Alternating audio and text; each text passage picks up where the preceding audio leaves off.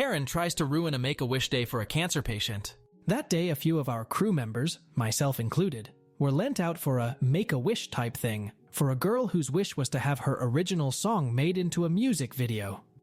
She was battling cancer, so of course, every precaution had to be taken, COVID-wise. The director reserved a scenic section of the park and got all set up there so we could be outdoors with plenty of distance. Apparently, this was the only section of the park with a picnic area. We weren't aware of this, and occasionally some people would come over pretty miffed asking why we'd reserved the whole picnic area. But before they could get the whole complaint out, they'd realize the situation and leave us be, embarrassed to even have asked. This young lady was around 14 or 15 and having a great time shooting these scenes for her music video. Until Q Karen, a mess of cheap Botox and overpriced athleisure gear, started crossing over our clearly marked barricades with her daughter, around 6 or 7. Our PA, production assistant, rushed over, figuring she was just too dumb to notice all of our signage and physical blockades, and explained in a hushed tone that she was intruding on a private film set. Karen replied, intentionally loudly, that it was a public park and she had every right to use any part of it she pleased. Now, was it a tad bit inconvenient that we'd commandeered a large strip of public land, the only area with seating? Absolutely.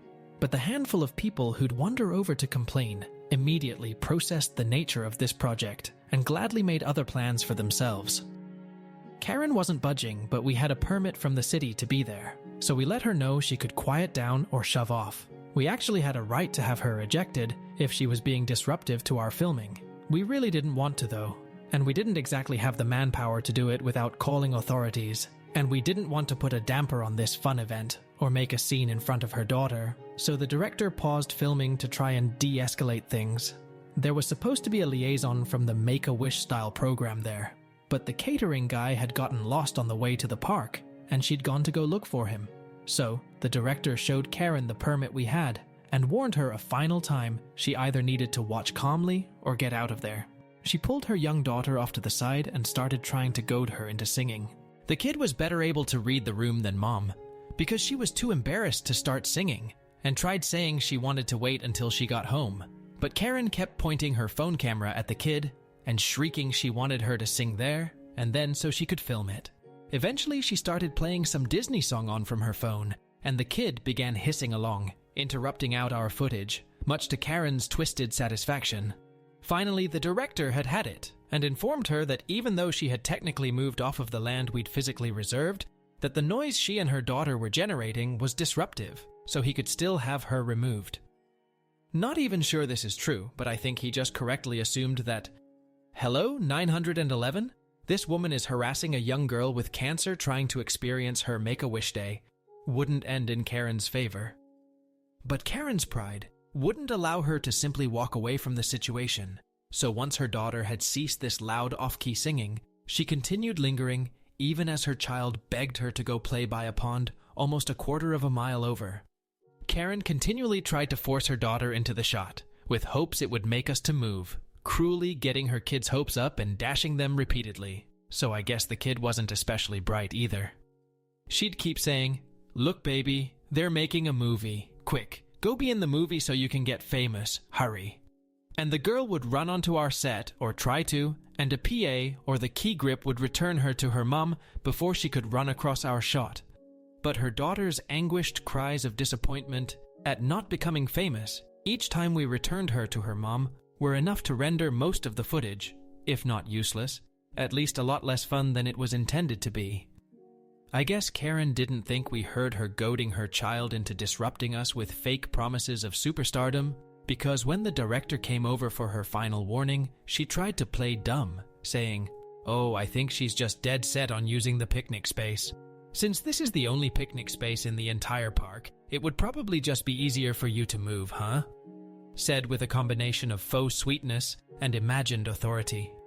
Clearly, she had no idea what it takes to set up for a film if she thought we could just move locations on a whim. The director turned out to be bluffing on calling the cops, because he didn't want to create a scene until the liaison returned. So he just had a couple big crew guys keep her and her daughter at bay. Eventually, the liaison did come back, but honestly, she wasn't particularly helpful. Karen deduced that she was who in charge and who everyone was waiting for in order to take action so magically shaped up the minute she appeared and stood quietly to the side.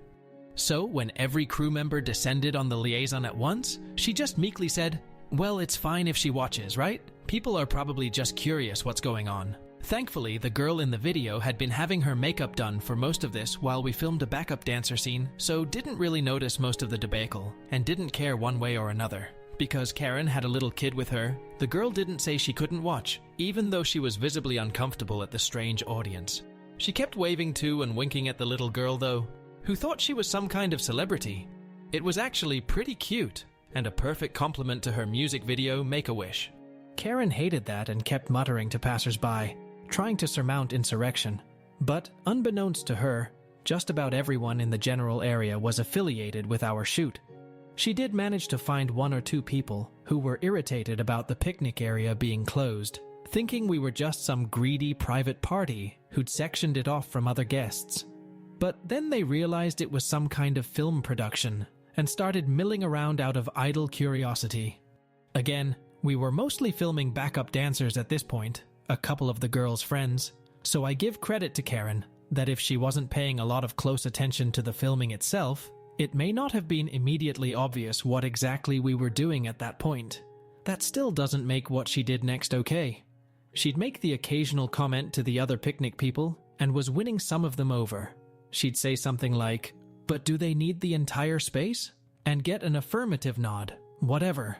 I don't think the other people were really listening that closely.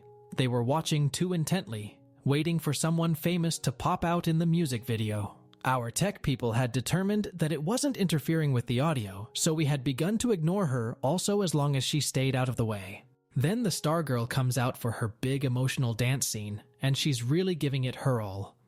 So Karen decides to throw in another blow by turning to woman nearest her and saying, again, loud enough for everyone to hear, "Oh God, look, it's one of those girls who thinks it's cool to pretend to be a boy. She hasn't stopped to consider how long it will take to grow her hair back." You'd think Karen would have stopped for a second to consider that maybe the girl was not cultivating a chic new look and in fact had cancer, or better yet, that maybe a stranger's hairstyle wasn't her business in any case. And maybe her not having eyebrows or arm hair either was a clue, but nope. So our poor starring girl hears this and crumples up into tears, now assuming that the crowds who had been gathering throughout the day were not doing so because they thought she was some famous pop star, but instead to gawk because she was strange looking. She rushed away, and those standing anywhere near Karen hurried off to make clear they weren't associated with her. That's when the liaison realized what we had been trying to warn her about with Karen's behavior, and tore into her along with several members of the girl's extended family.